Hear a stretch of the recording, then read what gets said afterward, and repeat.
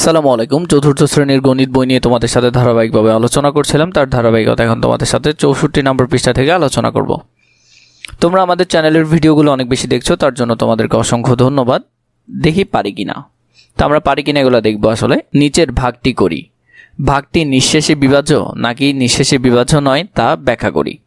তো আমরা এই ভাগটা করব, ভাগটা করার পর যদি শূন্য আসে শেষ পর্যন্ত ভাগ শেষ, তাহলে এটি নিঃশেষে বিভাজ্য, যদি না আসে তাহলে এটি নিঃশেষে বিভাজ্য নয়।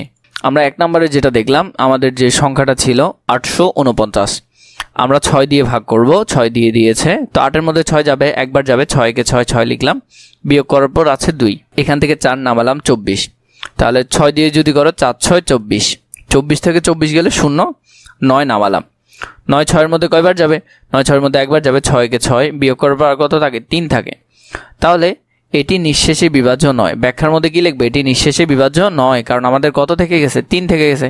এই অঙ্কটা সুন্দর করে করবে, করে এখানে লিখে দিবে এটি নিঃশেষে বিভাজ্য নয়। 2 নাম্বার, তোমার কাছে কিছু রঙিন কাগজ আছে, তুমি তোমার 20 জন বন্ধুকে কাগজগুলো সমানভাবে ভাগ করে দিলে প্রত্যেকে 4টি করে কাগজ পেল এবং 10টি কাগজ অবশিষ্ট রইল।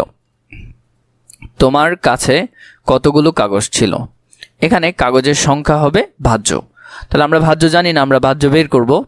এখানে আমাকে বললো ভাজক, তাহলে এখানে ভাজক কত, 20 জন বন্ধুকে কাগজগুলো সমানভাবে ভাগ করে দিলে, তাহলে এখানে 20 হলো ভাজক, প্রত্যেকে 4টি করে কাগজ পেল, তাহলে প্রত্যেকে কয়টা করে পাইছে, 4টা করে পাইছে। আরও অবশিষ্ট থাকছে কয়টা, আরও অবশিষ্ট ছিল 10টা, তাহলে 20কে যদি 4 দিয়ে গুণ করো, 4 20-এ 80, 80-র সাথে যদি 10 যোগ করো, 80 আর 10-এ কত, 90, তাহলে আমার কাছে কয়টি কাগজ ছিল, 90টি কাগজ ছিল। কয়টি কাগজ, 90টি কাগজ। তো তোমরা এটা সুন্দর করে সমাধান করতে পারবে। এরপর 3-এ দিয়েছে, খালিঘর পূরণ করি, আমরা এটা খালিঘর পূরণ করব। দেখি, দেখো এখানের মধ্যে কি আছে, 15 একে যাবে না, আমরা 2 ঘর নিব, তাহলে 19, 19-এর মধ্যে একবার গেল, 15 একে 15, এখানে বিয়োগ করার পর আমি এখানে পেলাম কত, 4, আমার 6 ছিল, 6 আমি এখানে নামালাম, তো এটা 45, 15-কে যদি 3 বার গুণ করো, 3 15 45, 3 15 কত, 45, বিয়োগ করার পর আমার এখানে থাকতেছে 1, আর আমি 5টা এখানে নামালাম, তাহলে 15 একে 15, 15 থেকে যদি 15 চলে যায় 0, তাহলে আমার এইভাবে ঘর পূরণ করবে, আশা করি পারবে।